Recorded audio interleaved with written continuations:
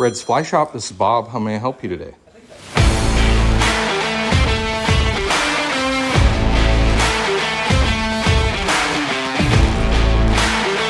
Look at that. Woo!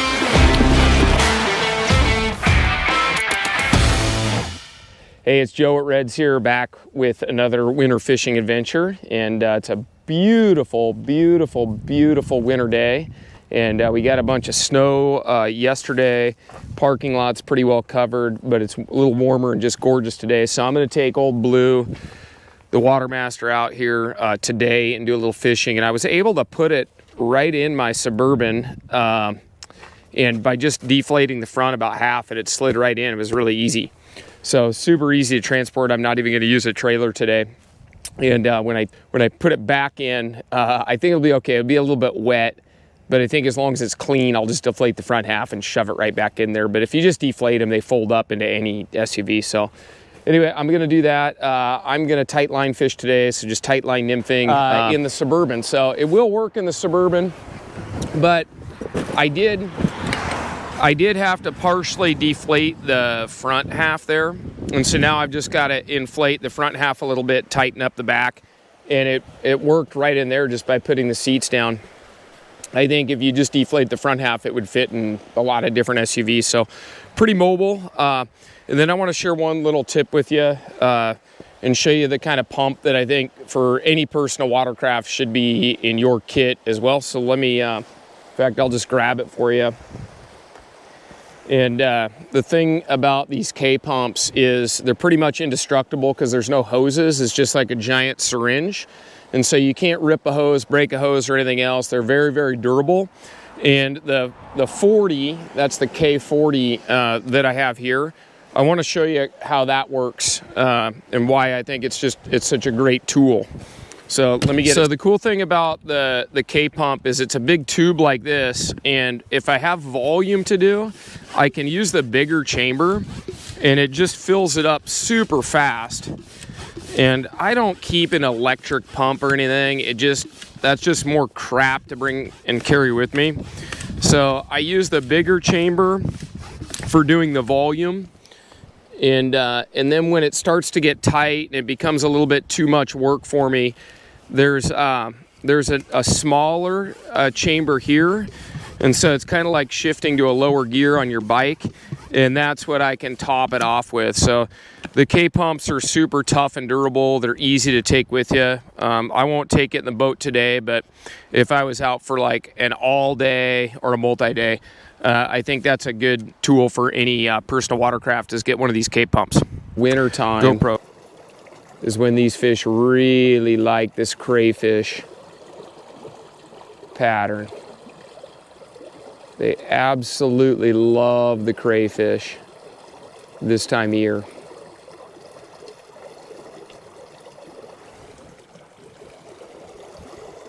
Nice fish. Nice fish. Just getting started. Got one on the cray.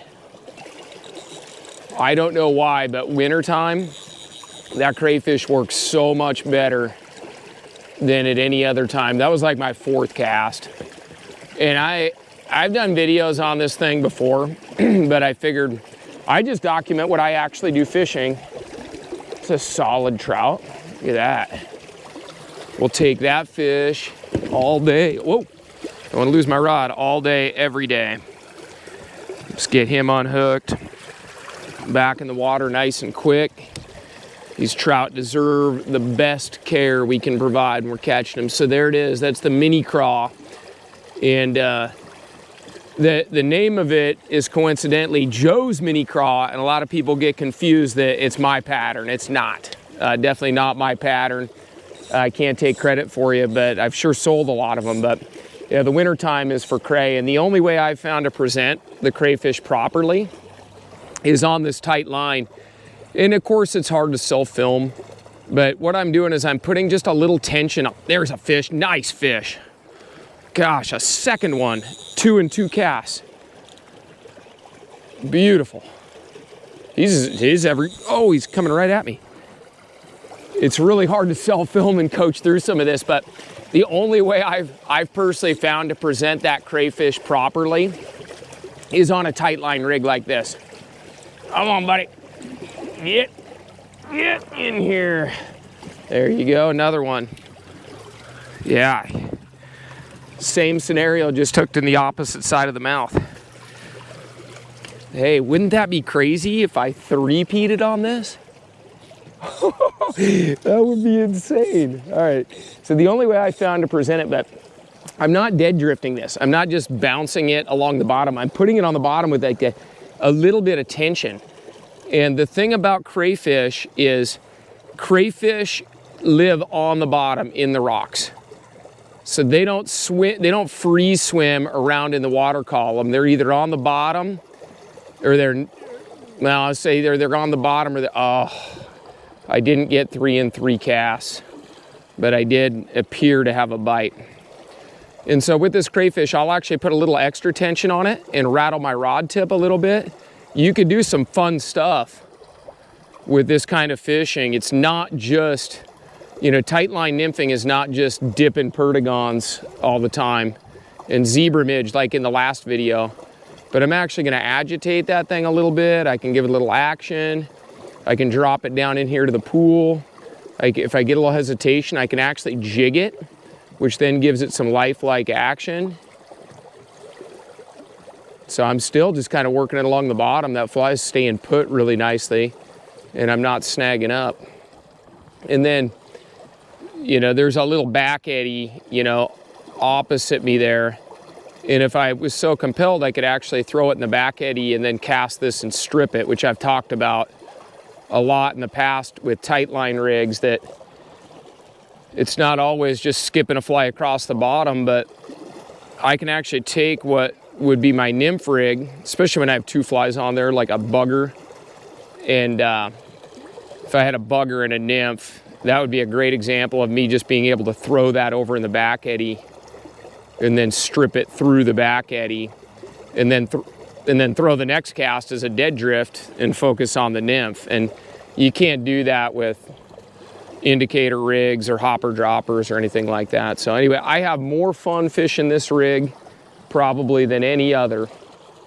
I absolutely love fishing that crayfish on a tight line. It's usually a really nice bite, and the fish that, in my opinion, the fish that tend to eat crayfish seem to be the strongest, healthiest, more aggressive fish. And I'm just teasing that crayfish along the bottom. It's just giving a little tickle. Little tickle right there. And I'm just kind of like I don't know if you can see, but I'm just tensioning, like almost just tensioning my index finger just a tiny bit every time it hesitates. And that's kind of my check for the hook set. And then I could swing it at the bottom and jig it. So I could do both.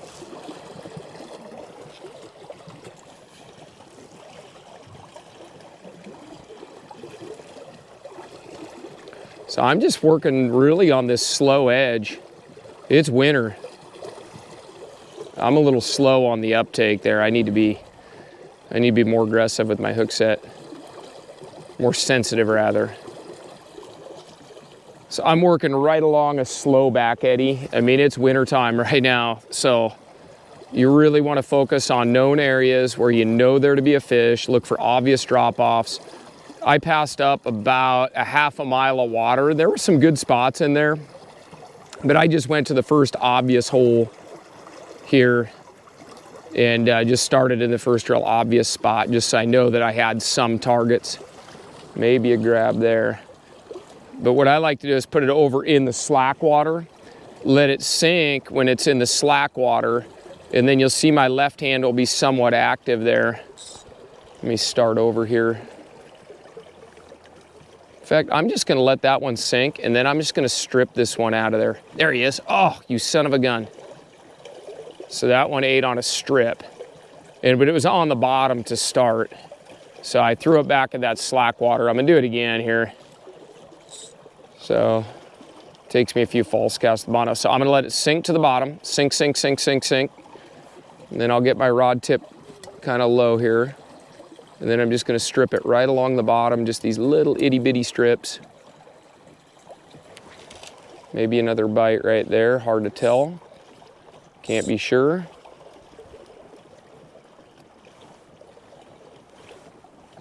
Let it sink, sink, sink, sink.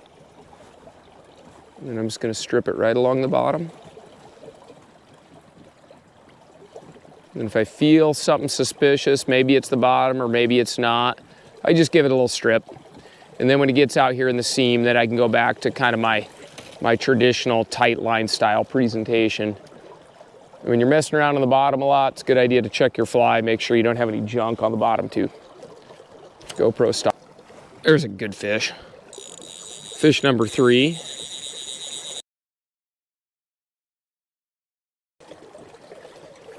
Yeah, that's a pretty nice one. We'll take that, trout number 3. And I'm pretty sure I missed this one when I was doing a stripping presentation, but he just barely nudged it. And crayfish are hard and bony and spiky anyways, so same with sculpin. You'll often get a comeback strike on a crayfish. So if you get a bite, nice, there we go. Another solid rainbow. Look at that. And then I'm just fishing a single fly. I am a proponent of single flies for both your success and it's better for fish conservation, I think. It just makes the releases quicker. But yeah, that's that middle size. I think that's the 6, 8, 10. That must be an 8, number 8 in that mini craw. And we'll show you another good look at that. But I've talked about this fly a lot over the years. But it seems like this time of year it's the best. See if we can't dig another one out of there.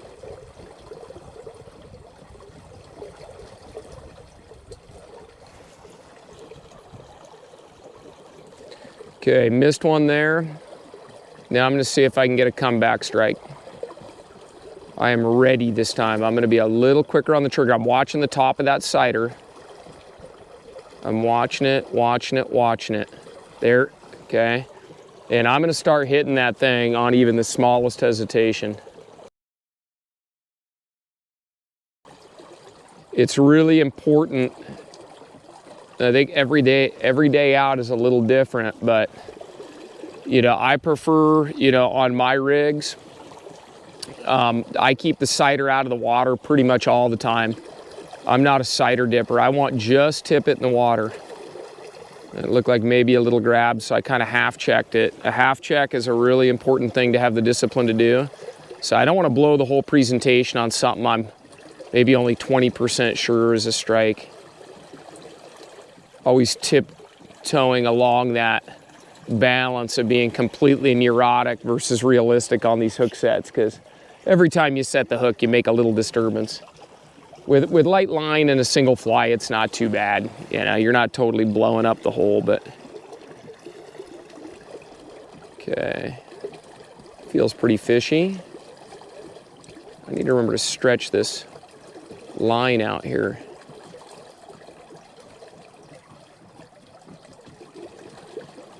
That looks pretty fishy.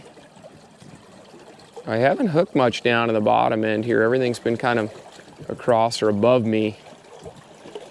So maybe these fish are on that shallower water, but I'm gonna pitch one way back at that eddy here, and I'm just gonna let it sink till it hits the bottom. My gut says it hit the bottom. Now I'm just gonna start slowly retrieving into kind of a high stick, traditional style tight line presentation. But the key was I throw it in the back eddy and I let it get on the bottom of the back eddy, so it looks, in my mind, it looks like that crayfish. Gosh, I'm trying to concentrate on fishing and share a little intel at the same time. I think I'm missing more fish than I should. Anyway, I think that it looks like that crayfish is swimming out of the back eddy into the main current, into the seam line. So there might not be as many fish back in that slack water. But if I start it way back in that slack water, and I'll just kind of show you what we're looking at here. You know, I'm casting into an eddy. There's a big scum line in there. And I'm coaxing that fly right out of that soft water and just kind of drawing it into the seam. So rather than having the fly land in the seam and stay in the seam the whole time, I start it back in the backwater and then work it into the seam right there. I think this video is going to take on a little different theme at this instance. So I went to change flies, and this is really embarrassing, but I was having some trouble with my camera and just getting ready to go, and I didn't have a lot of time to film today, so I was hurrying, and I had a box of flies in my jacket pocket, and when I was trying to do this like cool little intro with the flies, which was a complete disaster and didn't work at all, I left my fly box in the car. Well, I put it back in my tackle bag in the car.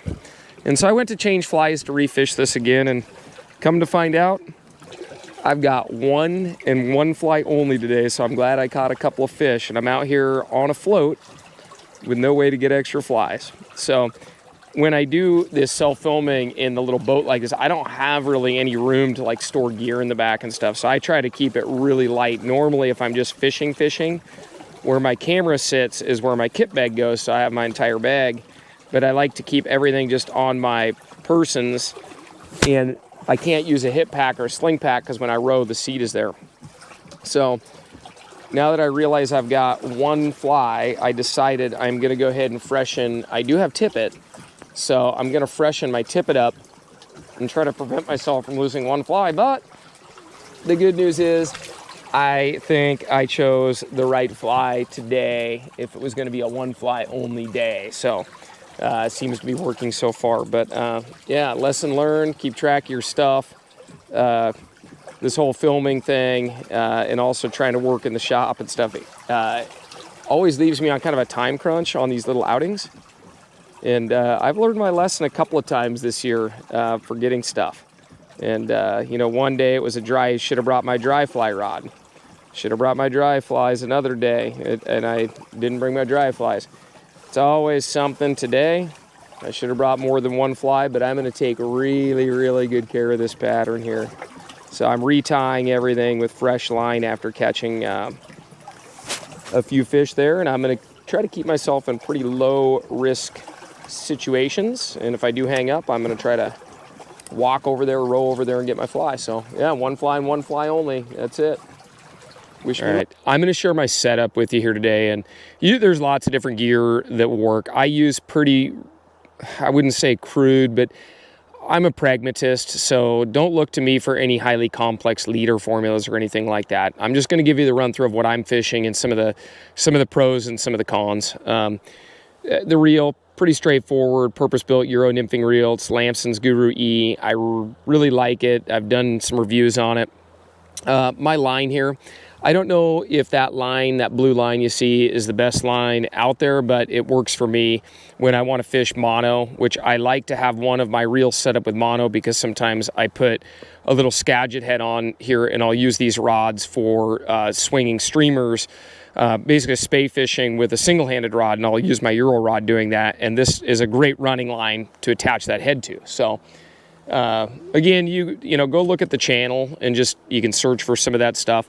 But it is such a basic rig. I've got a loop in the end of that 25-pound slick shooter, and then I loop to loop on a piece of 1X cider material. And so it's a pretty hard graduation. And what I find, the upside is it's very simple. Let me take you through the whole setup, and then we'll talk pros and cons. So let me get my leader up here, and I've got just a couple of feet, maybe 30 inches, it looks like, of 1X cider material down to a tippet ring, and then you can see there's a little tag there, and that tells me exactly where the end of my cider is, and it's really helpful to be able to see the end because I don't like to put my cider in the water. You can just see how thick the cider is in comparison to my tippet, right? So I run, you know, I'll often keep that cider just out of the water, depending on the depth, you know, sometimes it'll be right near the water, sometimes it'll be a foot out, depending on my depth of water or my tippet length. And then most commonly, I'm running just short of a wingspan of 5X. I run 5X for almost everything. Lighter is better. If you can run 6 and you're fishing smaller flies, great. 7 is, you know, for very specific circumstances. And then I just run down to a single fly a lot. And today, as I think I might have mentioned, I forgot my fly box, and that was my plan anyway, is to fish that. So I'm fishing one single fly, and that's that crayfish, Joe's Mini Craw. Fabulous fly. So the downsides, the upside is that is the easiest rig in the world to set up. There's nothing complicated about it. It's literally just the 25-pound slick shooter, a chunk of cider material in like 1X so that it doesn't tangle or break, and then a wingspan, say 4 to 5 feet, a 5X tippet. Very easy. The downside of it is, okay, for technical nymphing, you know, what I would describe as more technical nymphing, little midges, small nymphs, very particular trout, is that this line is so thick and heavy that I get a lot of bow in it and I don't get a nice tight clean connection. So gravity just affects it, and so it bows. So if you have the stiffest, lightest possible material from your rod tip down to your cider, that's going to hold a better presentation. And for that, I'll usually fish like 8-pound Maxima, Chameleon, the brown stuff, if I'm in more technical situation. But I generally start with less technical rigs because they're a little easier to set up, they're a little easier to cast. And generally my plan is always going to be to fish one fly if I can, and then I'll get more technical after that. Today's conditions have already shown me immediately that I can fish a single fly and have a lot of fun doing it, and I'm going to catch enough fish. I'm only going to fish for about a total of about 2.5 hours today. So I'm going to be able to do it on this rig, which is great. But that's my setup. There's certainly more technical rigs out there, but if you're just getting started in tight line fishing, maybe you've been an angler for a long time and you're looking for something kind of to spice up your fly life a little bit, and you're looking to get into this, you can build out a very simple system and just start there, start with what you know, then get more technical as you move on, or you feel like you're not quite getting the presentation that you need to for the smaller flies. But there's nothing that says you can't start with a little leech, learn the ropes, leech, crayfish, stonefly nymph, whatever, learn the ropes, and then move on to the more technical rigs after that. Oh, I didn't mention my rod. I'm back on the TNT. I'm back to fishing this 10-foot 9-inch 2-weight TNT. Absolutely love this rod. If I had to choose one, that's what it would be. Fortunately for me, I have a pretty much unlimited fly budget, so I could get whatever I want. I don't expect everybody else to buy exactly the same stuff I have every time I try something new. But I think if I had to choose one rod at this moment, it would be that TNT 2109. And the 2109 seems to be moving the fly across the bottom pretty well. One thing you have to know is when you get bigger flies and that fly is on the bottom, and I want to make sure I explain this correctly, the rod tip should be physically moving the fly. So the rod tip, if my finger is the rod tip, if the heavier, bigger fly encounters resistance, it's going to load the rod a tiny bit, and then the rod's going to pop back. It's going to load it, pop back, load it, pop back. And you really can't physically feel the rebound of the rod moving the fly along the bottom.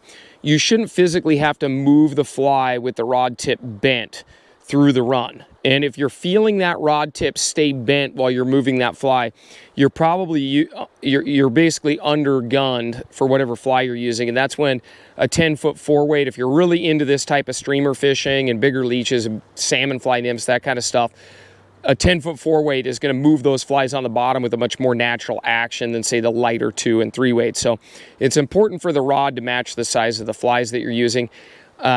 I'm pleasantly surprised by how well my 2-weight is moving this craw. If I was to add another nymph up here and add more weight, it would probably get a little sluggish and I wouldn't get the presentation that I'm really after. So there's a reason those heavier rods might be a little bit better for this style of tightline fishing with bigger flies. So anyway, that's my rig. I'm going to go back to fishing here.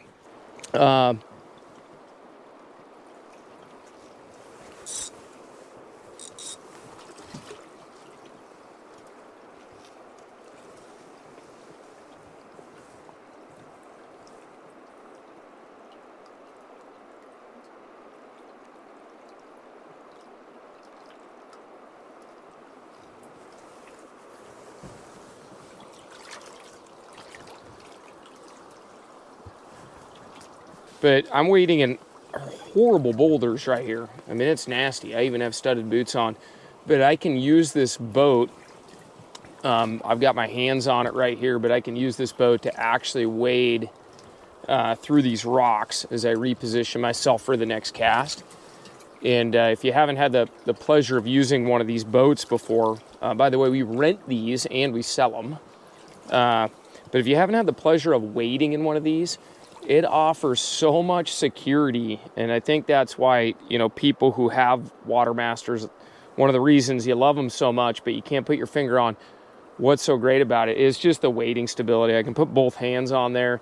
Even while I'm fishing, I'll put my left hand on the boat just like that a lot of the time if I'm standing in kind of an awkward spot. And so it's a watercraft, but it also adds just an amazing bit of stability to your weighting program. So if you've had trouble weighting, especially like a lot of this big canyon rock and such, just consider one of these Watermaster boats. Come out and rent one and fish the canyon like I am right here and just see for yourself. But it allows me to wade a lot of really tough spots that I probably wouldn't otherwise venture out into. So anyway.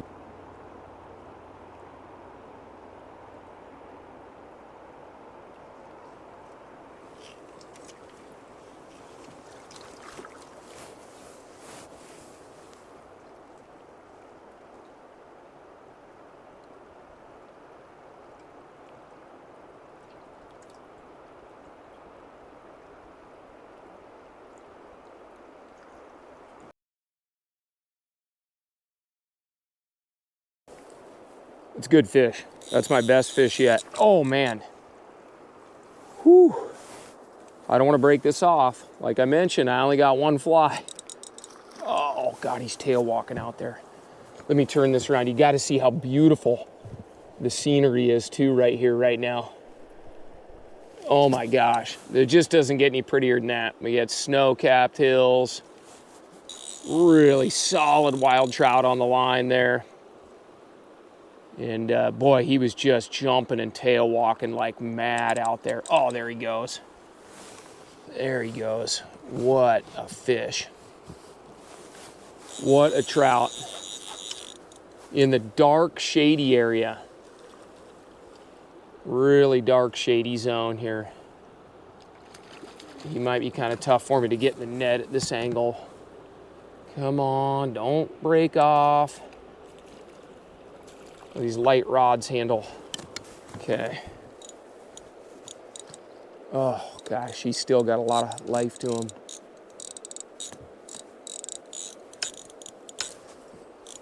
Oh man, I got those knots going through my guides right there. That loop-to-loop connection, normally it goes through the guides pretty well, but when there's that much bend in it, it's not as smooth.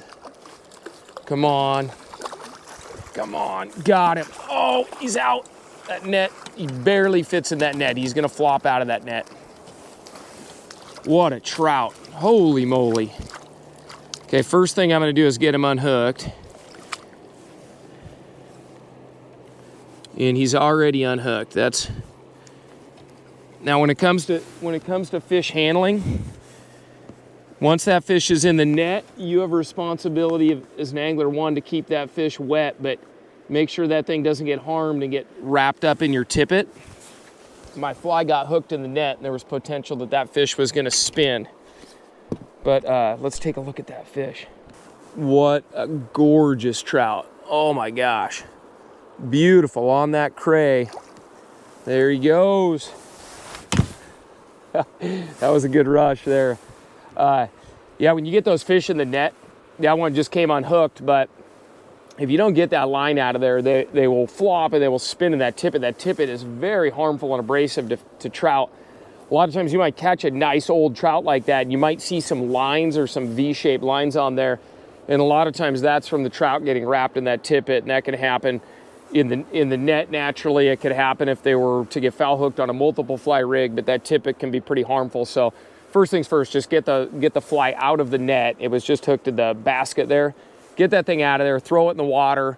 My fly, I just usually pitch it out and it's hanging in the water there as I handle the trout, so that then my rod and my fly don't become a distraction on a nice trout like that. But that was great. That was a good eat too, nice and heavy. So got one in the shade. I've still got a ways to go, so I think I'm gonna skip down quite a ways and try to get back in the sun. It's pretty chilly here in the shadows. Although I did get my nicest trout in the shade, it's a little chilly, so I'm gonna jam down around like 2 bends and pick it back up in the sunlight down there somewhere.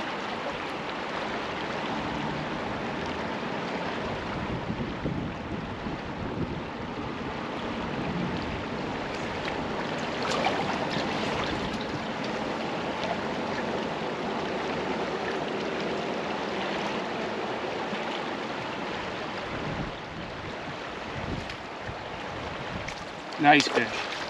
Real, oh, damn, he just ran into me. He bumped into my leg. That fish damn near jumped in the boat and then ran into my leg. That fish is going absolutely ape. Oh my gosh, that's a hot fish. I hope so that turns out on video. I mean, he got me wet on this side. Holy cow. I lied, I had to fish one more spot in the shade before going down into the sun. Oh, that was freaking awesome. Oh, he's not as big as the last fish, but man, that thing just launched himself at the boat, landed right here, and then ran right into my leg. I have never had a fish run right into my leg like that before. That was insane.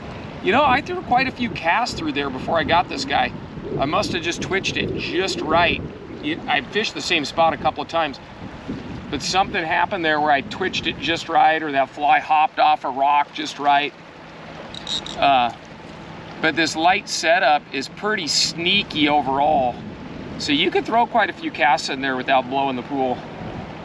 Even when you set the hook, it's just a single fly. Okay, let's get him. Nice trout. Great trout. Again on that crayfish. Maybe this fly would work on your, he's already unhooked. Oh, don't get tangled up, buddy. There, already unhooked. That is the value of a barbless hook. Okay, now it's turning into a mess. My rod's in the water. Holy moly, my fly is literally stuck on the camera. I'm just gonna let him swim. You guys got a pretty decent look at that. Now my fly popped up here. Typical goat rodeo, fishing with Joe. But yeah, that's that one fly that saved my hind end today. I'm glad I rigged up in the parking lot with that one. There it is, right there. Okay, I'm calling that good enough. We're not gonna pump this well completely dry here. Now I'm for real gonna go down and I think I'll fish one more spot in the sun. And hey, one thing that's just super cool about this boat is it's that easy. I'm like now back in my rower's chair, and I can even get started just rowing with one hand to right the boat, the correct position. It's not that complicated rowing these things. And now I'm just already moving down to the next spot. I don't need to get in my car and drive to another hole. I don't need to walk and struggle through all these boulders and bang up my knees or anything like that. So I can just hop in and literally I don't even have to do any rowing. I just float right downstream until I see something I like and then, you know, row myself into there. So it's a pretty efficient way to do it. Is it like a, you know, I would fancy myself as a do-it-yourself angler more than a guide. And for do-it-yourself angling, I just don't, I don't think there's anything better. And I suppose I've done it with my son, my older son, and my younger son actually a couple of times, where we're gonna go fishing together rather than take the skiff and the clackacraft. We'll just take a couple of these boats and then we can kind of split up and do our own thing, and we both get to fish the whole time, and it's great fun. But just makes it really easy. I'm not even sure I've taken a full oar stroke other than just getting the boat right. And here I am just cruising along. And it's pretty shallow here, but I just float right over all these rocks. I don't have to really worry about hitting something. And in the event I do hit a rock, it's pretty soft landing. So anyway, I just think it's a really fun and easy way to see the river. And maybe you have a river near you or something like this would work in your situation. And I'm on just a hard drop here below a little island. I don't know if you can see that little gravel bar up above me. I'll turn the boat. But anytime you get into the confluence of currents below an island, that's usually going to be a pretty good spot. So it's almost a no-brainer for reading water. As you see an island, you know, I often don't bother with the little side channels, but I do want to get into that confluence below where those two currents come together. And it's starting to get pretty windy here. Must be some kind of high pressure coming in, because it wasn't blowing at all earlier. Now it's howling pretty good. But I'm gonna fish a little bit below this island right here. But hopefully a few of you are inspired to try something new. You know, crayfish is kind of outside the box for a lot of people. Not one of your, you know, standard patterns. And then fishing it on these tight line rigs, I've just not found a more enjoyable or more effective way to present a crayfish. You know, a streamer, a leech, and that kind of stuff, I can present those on sink tips or on floating lines and strip them and move them, but crayfish, they just live and swim on the bottom. And being able to just tension that fly and get it to just kind of skitter and kind of half swim, half crawl, you know, like crayfish do on the bottom. Just getting one of these long technical rods, you know, something 10 to 11 feet long, light line, real light line, that's very critical. But I've not found a better way to present this style fly, and it is just so much fun getting to feel that grab, you know, just you're in the meat of that fish instantly, and it's just such a clean hookup. And I fished a lot today, and I haven't snagged up one single time. I haven't lost a fly, I haven't snagged up. So for folks that think this kind of fishing, you know, actually making contact at the bottom has to be messy, it does not have to be messy and snaggy at all. When presented right, those hooks right hook up, and when they encounter the bottom and encounter tension, if you're doing your job, they should just hop over rocks and even sticks and other debris right along the bottom. It's just a really super fun, clean, and effective way to fish. But the main thing is, it's just like when you're tuned in and you're really focused, it is something that requires a lot of concentration, and you don't have room for any of that other bullshit, you know, going on. You can't be thinking about work. You can't be thinking about anything except presenting that fly properly. And then when it all comes together, you know, and you hook that fish and it comes tight instantly, and you get to feel all that fish's power and weight, you know, instantly through that light line and that light rod. It's a really, really, really good rush. Almost thought I was going to get that rush and that excitement right there. So I'm going to fish a few more minutes. I'm probably not going to film anymore. Anyway, thanks so much for watching. If I didn't mention before, subscribe to the channel, make comments. I try to get back to them. Not quite every day, but every few days to a week, I'll reply to all the comments. And I always like hearing either encouragement, feedback, or questions from anybody watching. So anyway, thanks for tuning in. Shop at Red's when you're ready to buy some fly stuff.